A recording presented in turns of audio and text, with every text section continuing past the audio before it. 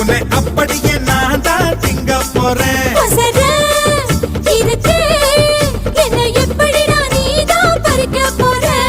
அணிலாக மாறினான், அழகாக தாவினான், அங்கங்க உன்னை கடிக்க போறேன்.